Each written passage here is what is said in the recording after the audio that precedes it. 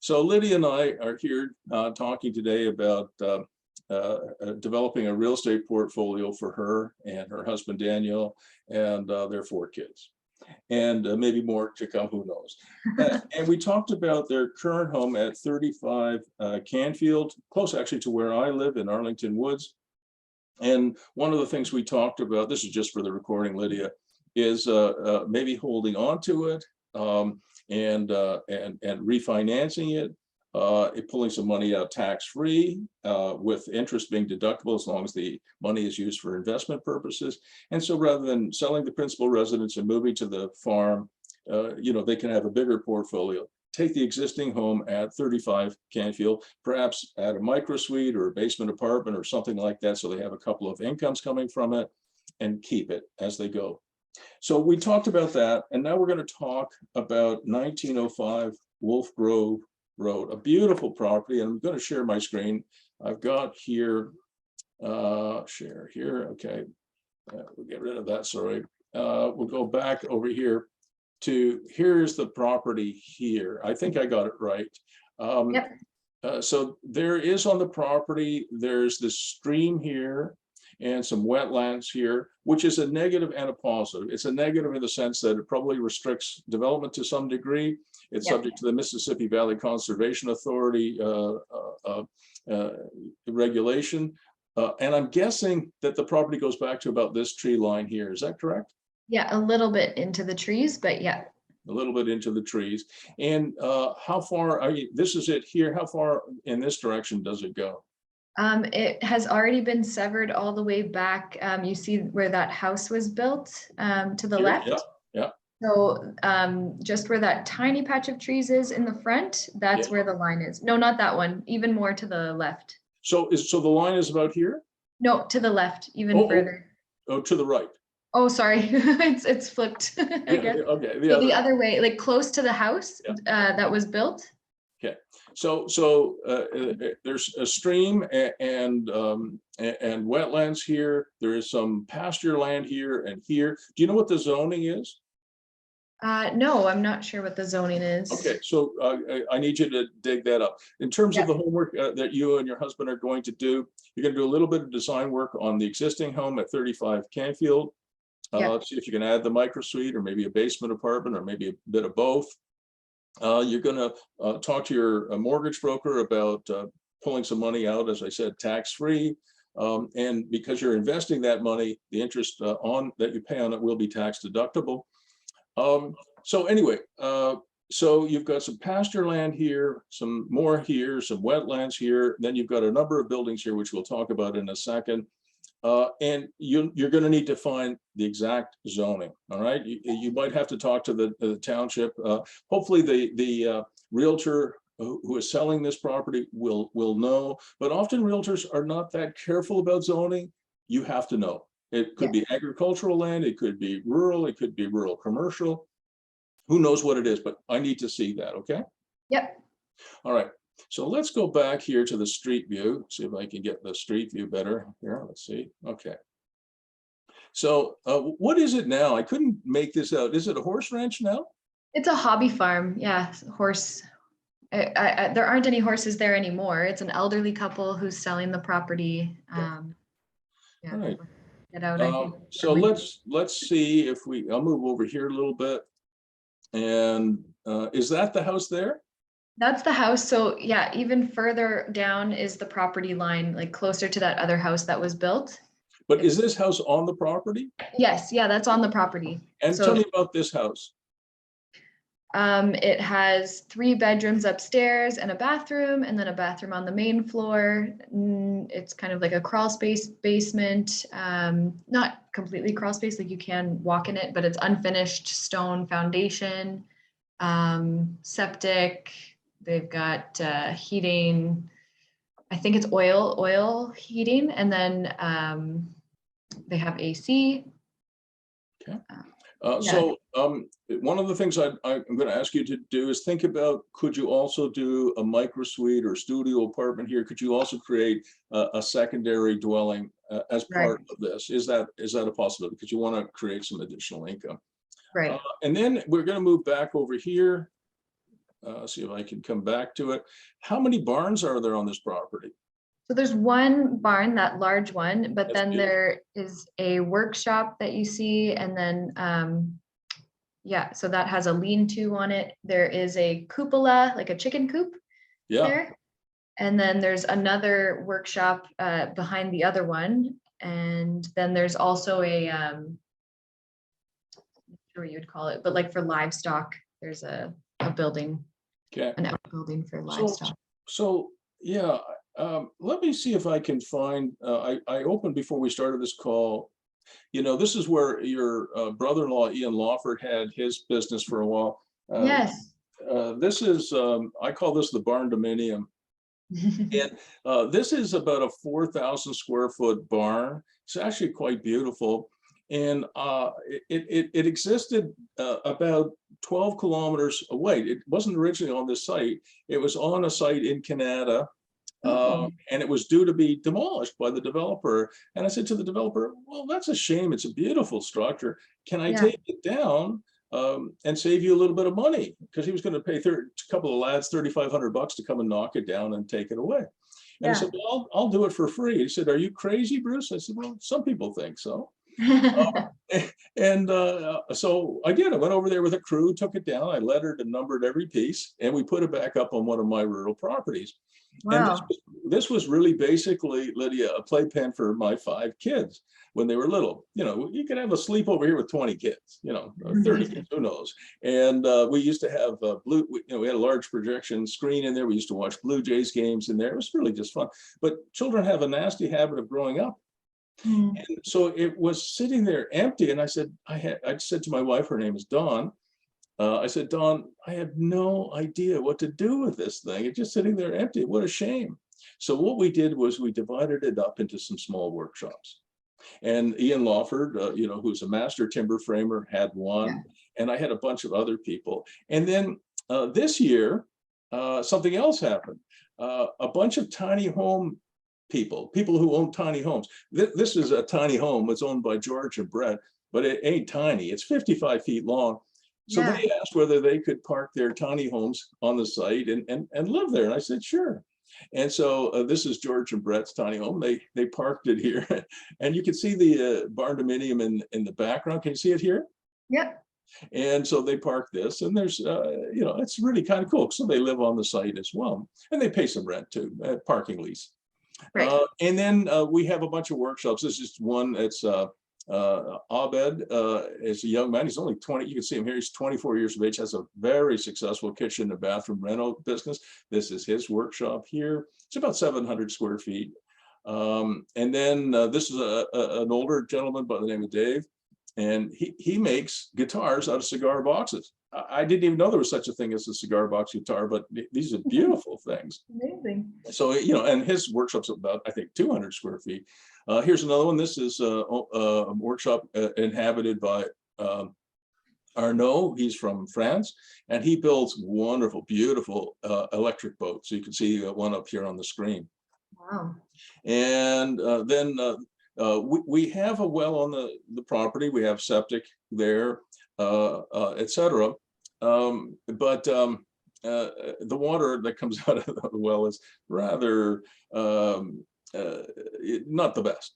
And so we have a reverse osmosis system here that produces beautiful water, right? So we, in the Barndominium, we have a bathroom and a shower and a laundry.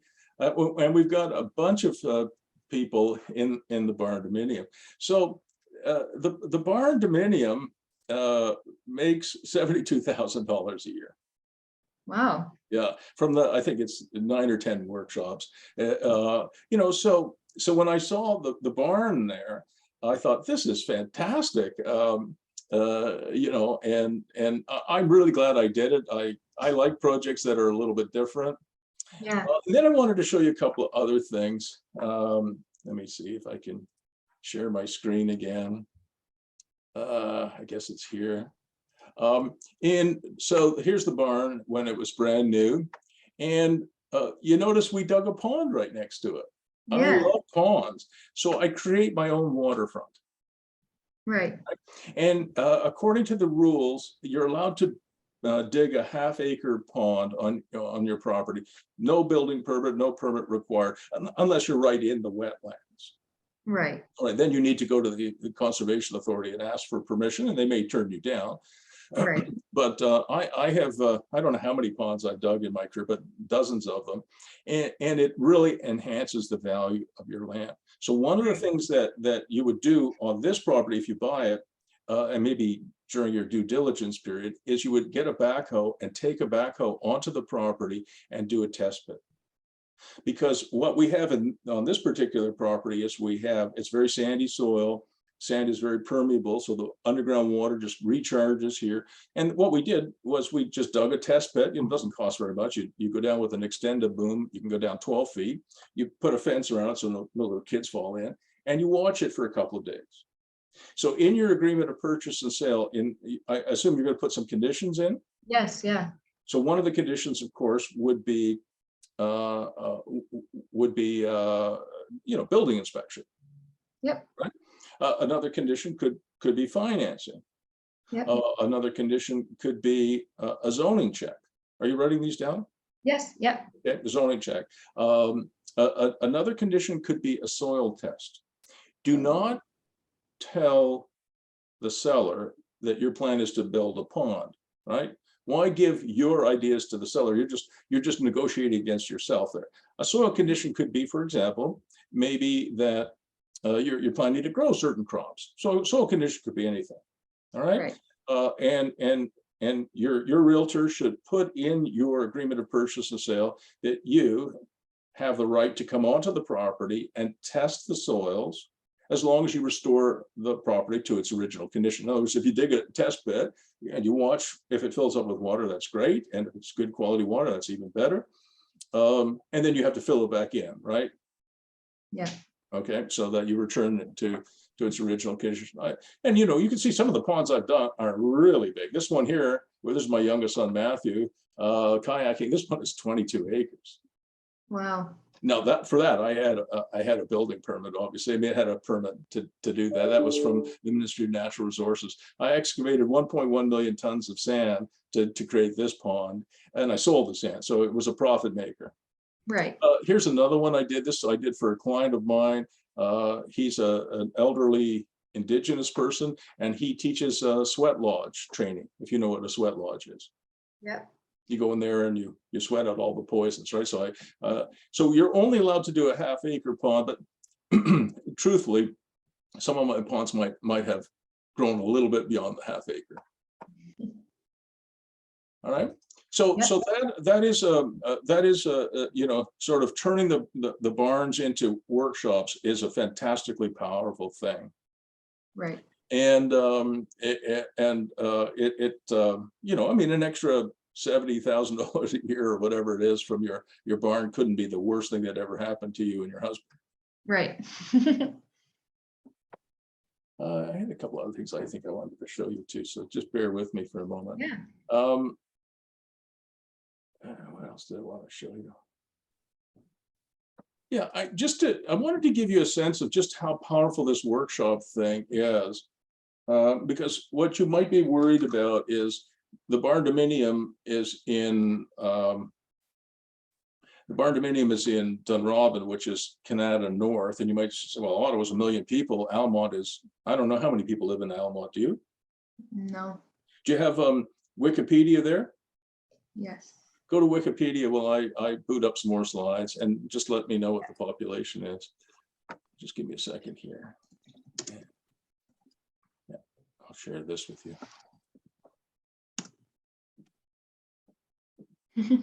As of 2016, it was 5,039. Right. So I really like Almont, by the way. So this is the Picton Air Base. Do you know Picton, Ontario?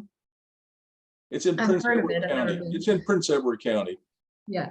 And Picton is about the same size as Almont. And I'm going to show you some pictures. I'll come back to that slide.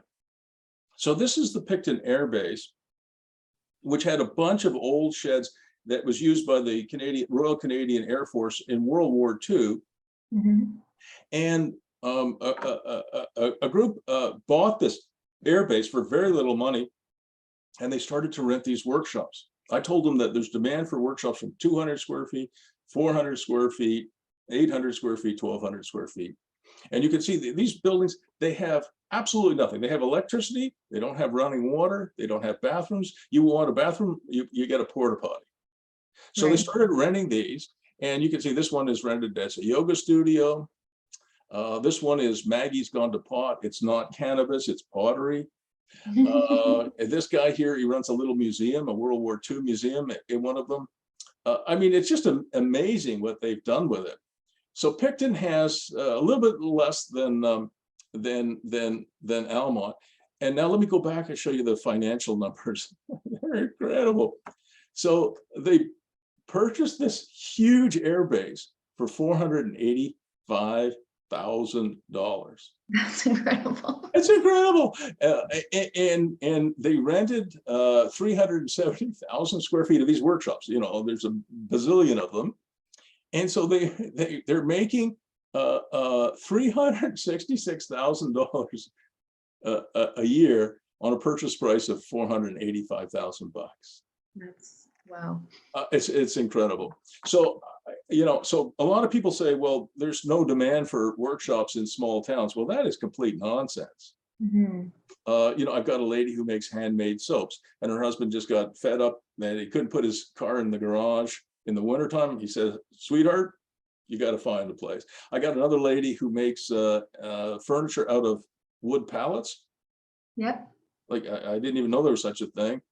And she said, my model is fantastic. All of my inputs, the wood pallets, are free. She goes to any mover and says, hey, they got any wood pallets? All these movers have, like, they're stacked up to the sky and behind, and they wait for a cold day and when there's snow on the ground, they burn them. Yeah. And they say, go knock yourself out. So she gets free. It's like you're going to open a pizza place and you get free cheese. You know, from your supplier, which would be pretty good. So her wood pallet business took over the garage, took over the living room, the dining room, took over the backyard. And again, her husband said, so there's an infinite number of people with side hustles. Right. All right. Now, here's the bad news about this. The likelihood of you being able to do a subdivision here, a rural subdivision, is very low. Yeah. Okay. And what we'll do, if I get to do some coaching with you and Daniel, is we'll do some more analysis, okay? But I suspect that you should not be overly concerned about that. The last rural subdivision that was approved in the city of Ottawa was done by a client of mine by the name of Zbigniew. Okay. It was 21 lots. It took him 9.5 years to get it approved. Oh. And he spent over $800,000 on studies. Oh, brutal. And you can go bankrupt doing that. Yeah. All right. So I don't want that for you and Daniel. You know, I'm not going to coach you to failure. Right. And after that, that was the very last one. The city of Ottawa brought in a moratorium on rural subdivisions after that. And the moratorium has now become a permanent feature. Rural subdivisions in the city of Ottawa are banned. It's a terrible idea, but that is the truth. And I do not want you and Daniel spending $800,000 or $850,000 and 9.5 years of your life and then get turned down, because it can happen. Yeah. So I would not count on that. However, one of the things I want you to find out about this farm is whether you could do 1 or 2 more severances. Our real estate agent had said that we could probably do 1 more because this lot was previously severed once. I think you can do 1 more, but what we need to do is we need to get that confirmed by a planner. And I have the best planner in the region for rural work who works with me. Her name is Tracy Zander. And she's young. When I say young, she's in her 40s, not her 70s. So young-ish, and she's fantastic. Her name's Tracy Zander. Yeah. And I would introduce you to her. And she will do this study because it's non-trivial. It's not something that you can, you know, your realtor will say, oh yeah, I think you can do it. Maybe yes, maybe no, but Tracy will actually know. And that's Right. important. So if you could create one additional lot, that's a plus for you and your husband, Yeah. right? You could create something really special. All right. Mhm. So what are the alternatives to a rural subdivision? Okay. Well, you already know, I think, what one of the possibilities is. And I'm going to show you. I'm just wondering what is the best slide deck to show you. Just give me a second here while I escape here. So And something that we I've were got it. considering was, I think I had mentioned this in my email, like the glamping, like Yeah, yurt rentals we'll and stuff like talk that. about that in a second. Okay. So I want to show you though a different model that I think would really, help you with your, especially if you have good quality agricultural land, which I do not know. But let me just share this screen with you as well. I think it's this one here. Yeah. So this is what one of my clients is doing south of Ottawa. I'll just make it a little bit bigger. He has a wonderful property in Moose Creek. It's about an hour south of where I am and you are in Arlington. Okay. And it has about 15 acres of agricultural land. And he gets about $100 per acre per year renting it to a farmer. So he gets about $1,500 a year, and the Yeah. farmer, grows something here. Okay. Yeah. But what he's going to do next year is he's going to buy, I don't know if you can sort of see it here, he's going to buy some very small bunkies Yep. from bunkielife.com. You can buy them for about $9,500, and he has the capacity to set them up. And he's going to put a bunch of these little bunkies on his farmland, and he's going to rent those bunkies and a little plot to individuals. Now, what does that look like? All right, so this is one of the bunkies that I like. I own a number of properties. I have these as well. So he's going to have a nice little bunkie like this, a Bunkie Life bunkie. This, by the way, sleeps 4. And he'll put a little white picket fence around each one of these land enclosures, and he'll just rent them to people. But it works within an agricultural or rural zoning, because these buildings are so small they do not require a building permit. Okay. Their footprint is, I think, 104 square feet. Yeah. And you can see this is in 2019, they were 99.95, just under 10,000 Canadian dollars. Yeah.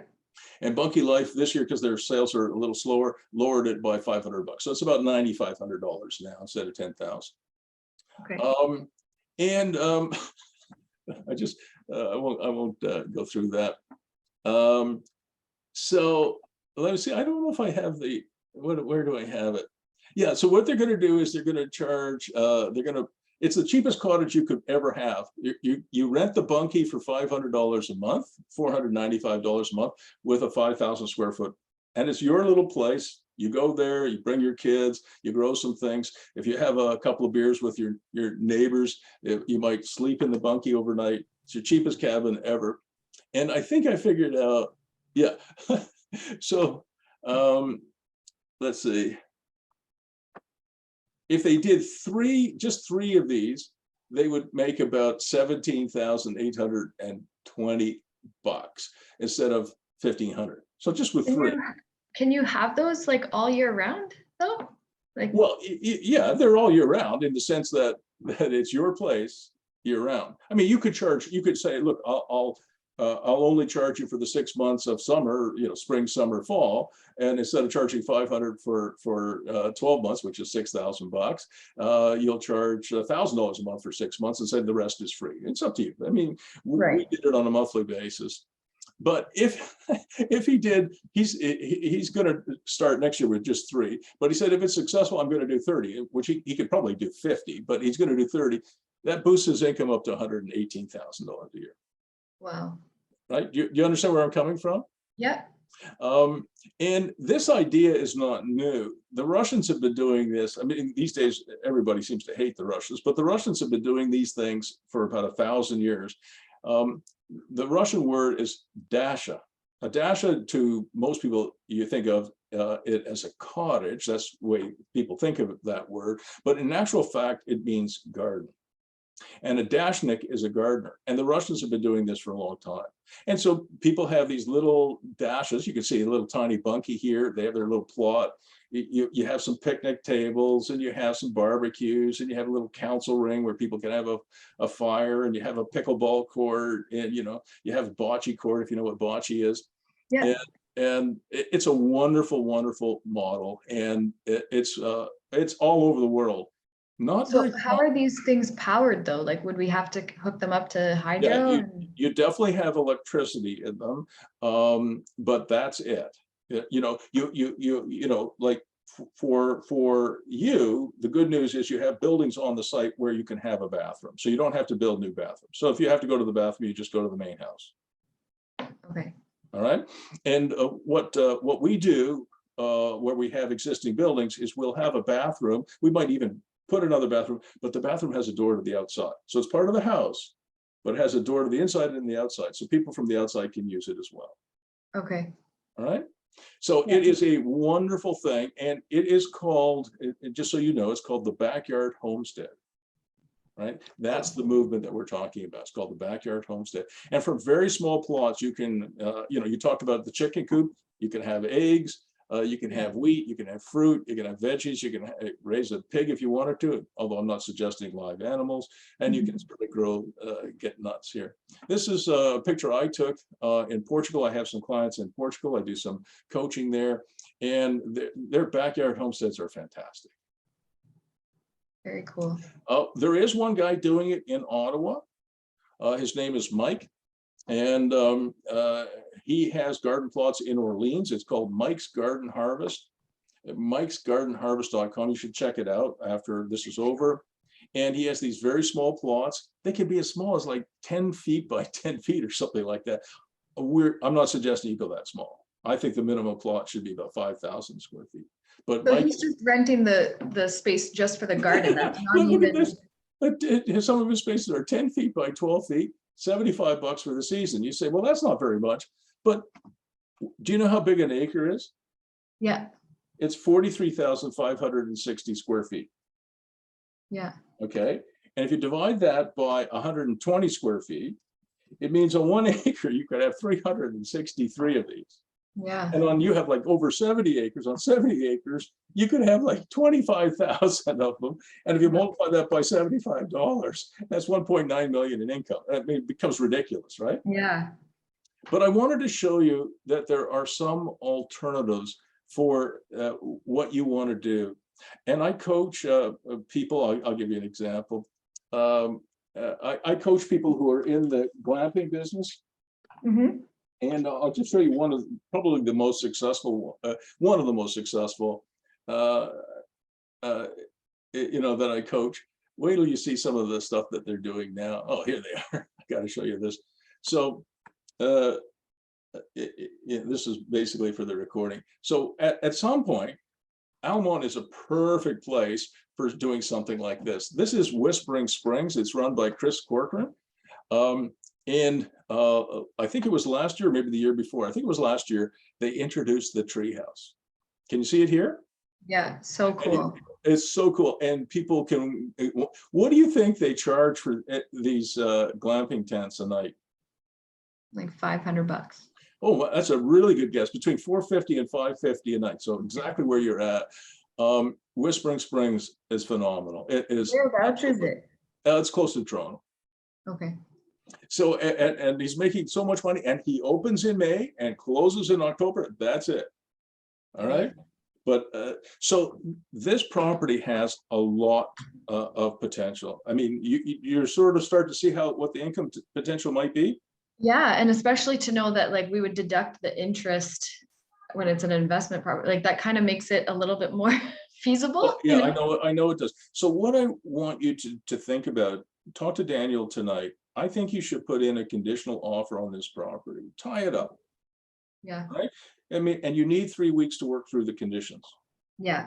All right. Because it's not like buying a house. Remember, we talked about residential realtor versus investment realtor. You're going to do soil test, right? You're Yeah. going to talk to the conservation authority. You got to talk to Tracy Zander. You're going to talk to your mortgage broker about how you're going to finance this. There's a lot of work to be done here. You know, if you're just buying a bungalow next to the one you already own, you know, that you can do in 2 weeks, maybe even less. But Yeah. a rural property, a minimum of 3 weeks, okay? Yeah. Now, the question is, what price are you going to offer? What are they asking for? So they're asking about $1 million, 997, I think, or. And what does your realtor think you should offer? She was saying it's probably worth somewhere between 9 and 950, but it sounds like it's kind of primed. They've already reduced their price twice, I believe. It was listed at 1.2 previously. Yeah. So listen, talk to Daniel and Yeah. talk to your realtor. You know, we talked about the conditions that go into this, right? Yeah. So there'll be enough conditions that, you know, if at the end of the day, it doesn't make financial sense, or like we talked about, if you think, well, this, my gut tells me this is a bad idea, or you're not really passionate about it, you can get out of it, right? Right. All right. So I wouldn't do a whole lot more work without tying it up, if you understand the concept of tying it up. Yeah. You've got 3 weeks. In that 3 weeks, if you hire me as your coach, we'll work through all of the aspects of it together. I'd like Daniel on the call, so we'll have to find a time where he can actually stay. Yes. But we'll work through it and then make a good decision. At the end, you could say, no, it didn't meet our conditions, whatever condition we're looking at. Or you could say, we're still interested, but it didn't meet our financial test, so we need a price abatement, if you know what that is. No. It's when you ask the seller to lower the price by $25,000 or whatever, because you found some things that are seriously wrong with the property. Okay. Right. So at the end of your conditional period, you can say, look, we don't like it. We're not going to go ahead with it. So you can just say no, and you get your deposit back. Yeah. Or you can say, we love it. We're waiving our conditions. We fulfilled our conditions. We're going to buy it. Or you could say, look, we'd like to buy it, but we found 3 significant issues, whatever they are, and we need a price abatement of $35,000 or whatever the number is. And the sellers can agree or not agree, right? They can say, well, look, that's reasonable, and we'll agree to that.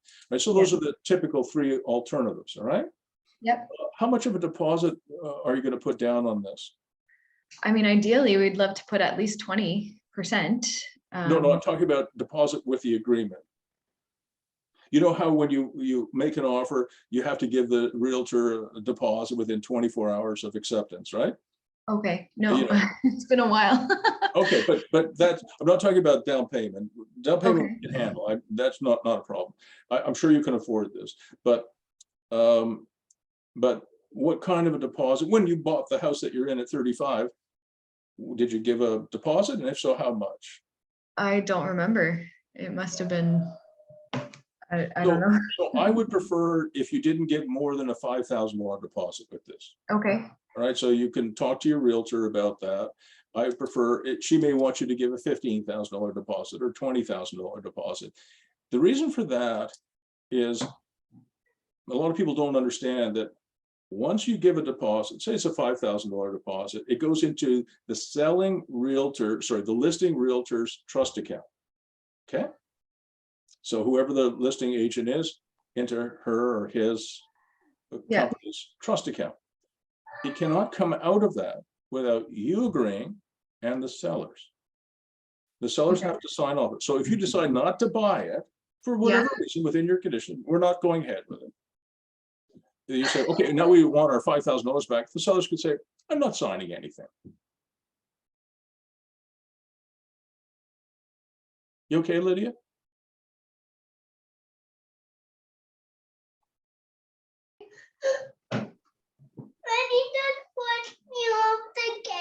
Okay.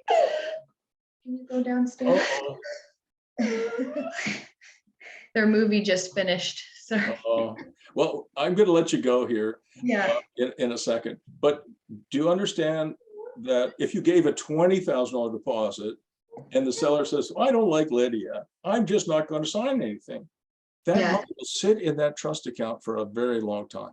Okay. You cannot get it back. Yeah. You actually have to sue them and the brokerage to get it back. That is, oh, she's so cute. What is her name? This is Genevieve, but we call her Ginny. Geneviève. Hi. This is Bruce. Bonjour, ça va?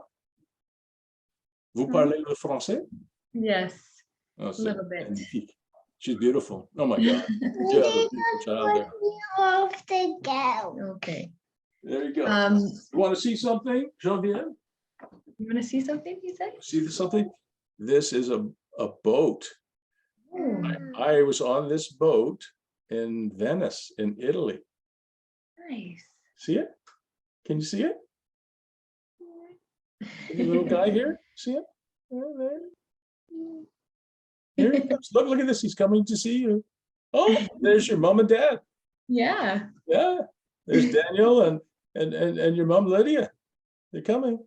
So then, what would next steps look like with you, Bruce, as far as your coaching? Like, can you tell us more about your... So one of the things that I do is I do coaching for people who want to hire me as coach. And I charge $1,750 a month for that. Okay, plus HST. So you'd have to budget $1,750 to hire me as your coach. And it's month to month. So if you don't like my coaching, or for some reason we don't get along, which I'm sure would never happen, you can fire me, or I could fire you too. Right. So in terms of buying $1 million property, investing $1,750 in your coach would probably be worthwhile. I definitely see the value. Just the cost. You know, you'd have to think about that again. Talk to Daniel about it, but you'd probably need at least 3 months of coaching. All right, and the first month would be very intense because we've got to go through all the due diligence together. Right, we've got to do the analysis and everything else together. So it's pretty intense. There's lots of Zoom time. There's lots of spreadsheets. There's lots of introductions because I want to make sure you've got really good people around you. I've got probably the best young real estate lawyer in the area. His name's Steve Shepard. Probably should introduce you to Steve. These are really good people. So I'll surround you with great people, and we'll walk through the due diligence and the financing and every aspect of it together. We'll try and get it closed in a month or two. And then if you want, I'll help you develop all of the revenue streams. I call that animation, all right? So, I mean, but you can take as much coaching or as little coaching as you want, all right, between you and Daniel. But it would probably be best to budget $1,750 plus HST for 3 months. Okay. And if you're interested, I have a letter of agreement. I'll send it to you, but I won't send it to you until you've talked to Daniel. Make sure you want some coaching. And then I'll send you a letter of agreement. It's written in English and describes exactly what we're going to do. Okay. All right. Is there anything else on your end? Do you have any experience with like agricultural grants? Because I understand that's another opportunity, is that the government of Canada does support young farmers. So if we wanted to potentially like take advantage of that. What you're going to do, in my opinion, is you're going to develop some of the agricultural land for yourselves as a farm, and the chicken coop is part of that. And you're going to develop some of it for micro gardens. Yeah. Which is very profitable. So I want you to do both. And if you get we'll go through all of that aspect of it. I have to be careful. I got some coaching. I got some guys in Long Beach, California. I'm coaching at noon, 9 o'clock their time. So I got to get going here. And you've got your beautiful baby there. So talk to your husband. Watch. I'll download this right now. I'll upload it to YouTube. I'll send you the link so he can watch it tonight. Perfect. But one of the things I think you should do is I think you should pounce on this opportunity. I would probably go in at 942.5 or something like that, 942,500. Why is it such a weird number? It's because you've sort of thought it through, right? It seems like you've thought it through. They want $1 million. You'd like to pay less, but if you think about 942,500. If you bought you could buy a nice house, but it would just be a house. This property, I am sure, has much greater revenue potential than a nice house for 942,500. Do you understand? Yeah. And you'll have enough conditions in there. If things don't work out, You can back out and get another one, but I would pounce on this opportunity. This is a really good opportunity, in my opinion. All right. All right. Well, thank you. I really really appreciate enjoyed it. meeting you, and Yeah, you as I well. do recognize Dan now that I've seen him a second time. Yeah. I'll see you. All right. Take care. Thanks. Bye. Bye. Bye, Geneviève. Bye. Au revoir.